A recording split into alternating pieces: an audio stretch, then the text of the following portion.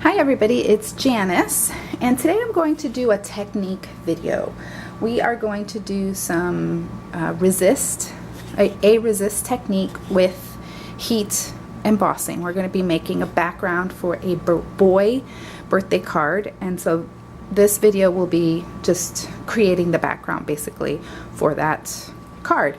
The other day I mentioned this is like a major duh on my part. I asked, oh, does anybody know of a, something I can use that's heat resistant because I ruined my self-healing mat and I don't want to do that anymore, blah, blah, blah. All right, well, hello, duh. I have the Tonic, this is a Tonic glass mat.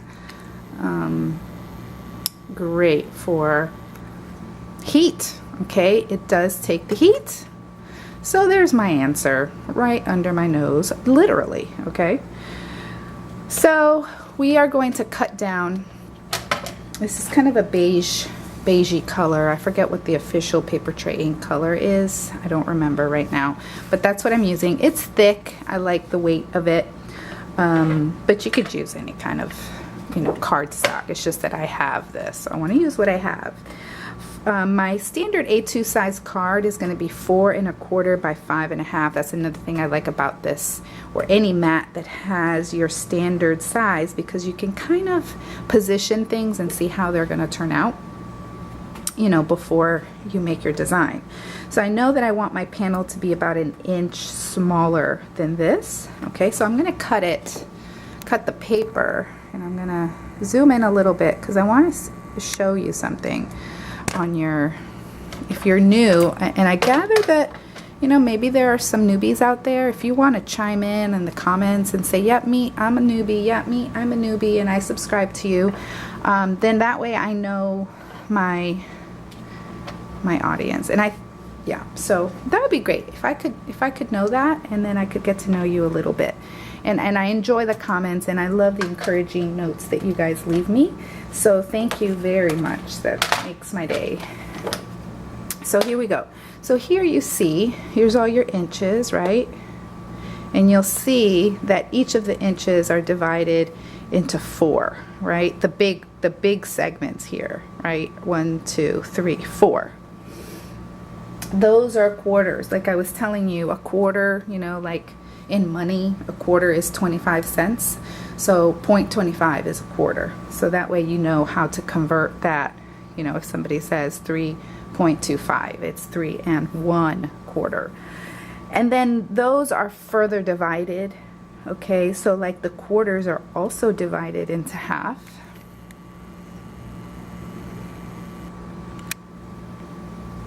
So the quarters are also divided into half. So this quarter here has a half, right? And also do all the others.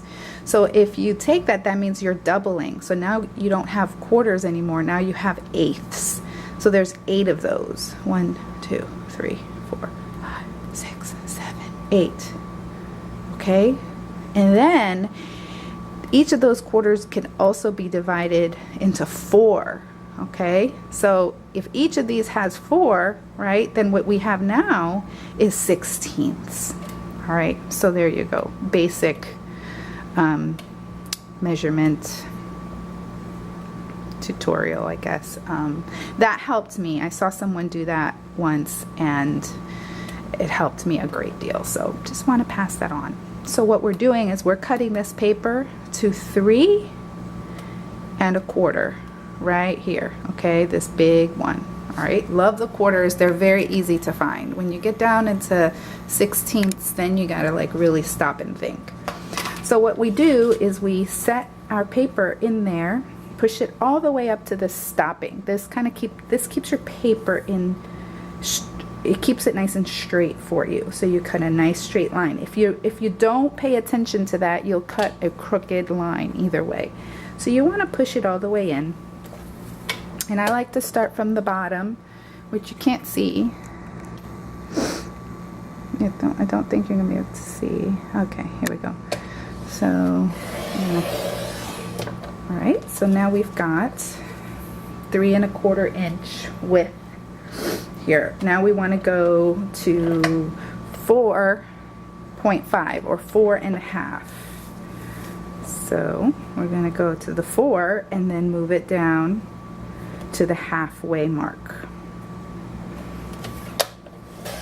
And now this is going to be my panel. This paper is so thick that even one pass didn't work. All right, so there's my panel, and I'll show you here that it is going to fit perfectly in the center of my A2 size. I'm going to move this down card. All right, so for heat embossing, here's what we're going to do. We're going to get, I need to get, ooh, I'm dropping stuff everywhere. I'm going to use this little squishy mat because we're going to do some stamping. I'm using a Tim Holtz cling mounted stamp, background stamp, and I'm going to create kind of like these bursts that are coming out because I kind of want that for this card.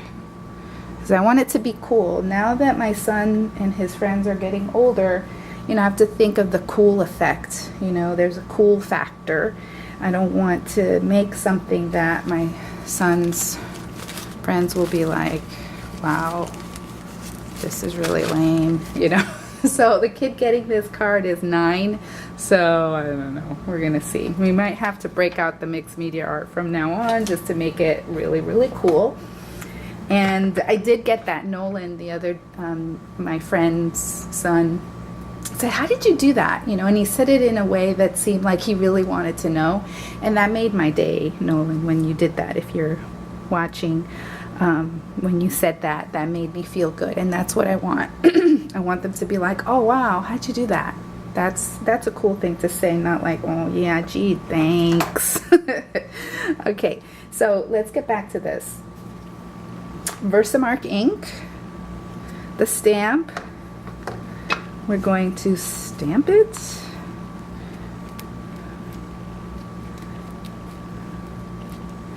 and these are re-inkable, by the way, these stamp pads, so that's cool. I want to make sure, I think it needs to be re-inked. It's a little dry, but we're gonna carry on here. And I forgot one step. I need to distress this. So let's move this pad out of the way. And what I want to do is in the center, I want kind of an orangey color, and then it's going to fade out to a red, or blend out to a red. So this is Spice Marmalade Distress ink. And I'm going to start on the outside and get really dark in the center. And Tim Holtz just came, maybe you guys are watching the Ranger video, or the videos from CHA like I am on YouTube, and Ranger just came out with, Tim Holtz did from Ranger, he came out with a rounded pad, foam pad, and an applicator. So that's kind of cool. He says you don't get the harsh lines when you're pouncing, you know. So now, because this Distress ink is a wet ink, before we start stamping and embossing on this, we have to dry it, okay? Because if I went ahead and added the embossing powder now, what would happen would be that the entire panel would have embossing powder stuck to it, and that's not what I want. I want the embossing powder only to stick to what I'm going to stamp. So what we have to do is either let this dry overnight or for a few hours and then come back and do it, okay? Or quick way is to heat emboss it, or to heat dry it, sorry.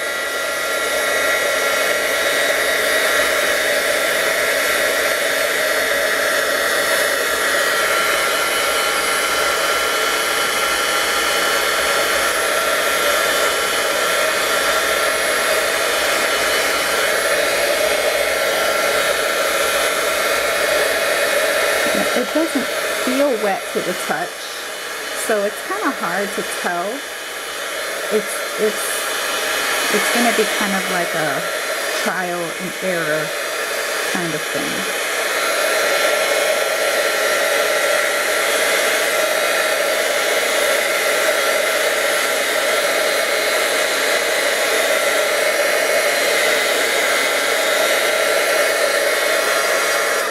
So I'm going to guess that it's good. We could test it, but we're just going to go with it, okay? Because I'm going to go with it kind of mood right now. So, and I did have the ink on that already, but I've already put my fingers all over it. So I'm going to do it again. And obviously it's not stuck down very well, so push it down a little bit.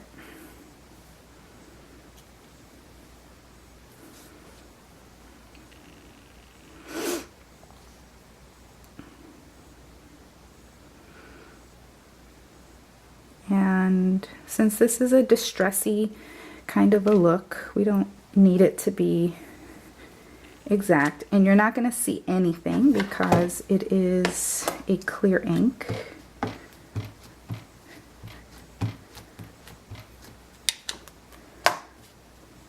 So now I'm going to flip it over and come down here. And I'm going off of the edge because I want these rays to go off the edge. If you turn it a little bit, you can kind of see. That's going to be cool. Then I'm going to put this. This is just a piece of coffee filter. And I do this so that then I can pick it up and dump the rest of the embossing powder back into the jar. This is just embossing powder from Recollections. It's nothing expensive. You know, I just get it when they have a bottle on clearance. But see, I'm going to show you that. See how that embossing powder stuck here as well? Okay, I did get good.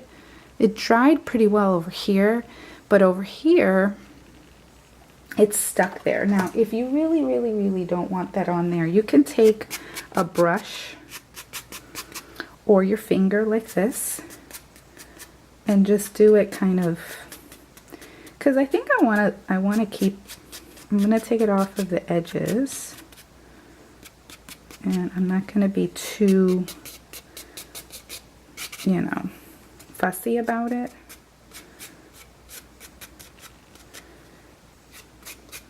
I specialize in fuss, so this is a challenge for me not to be fussy. But again, we're trying to be cool here. We're not trying to be fussy, right? Because this is a card for 9-year-olds, so we're not going to fuss about it. We're going to make it cool.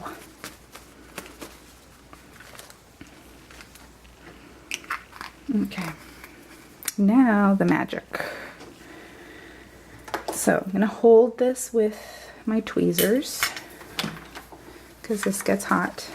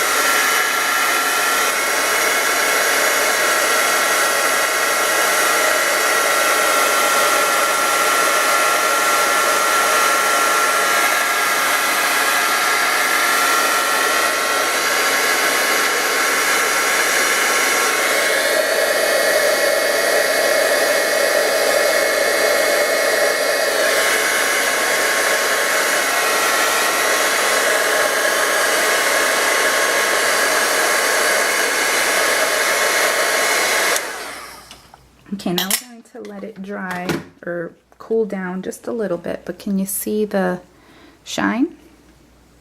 So basically what we've done is created a barrier between the paper and the ink that I'm about to apply. I'm about to add a second layer to this.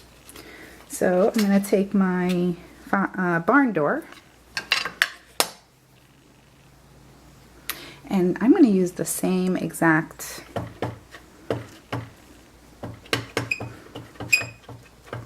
foam pad. I'm really bad about using the same ones over and over again. But that part doesn't really bother me. So it's okay. For me anyway.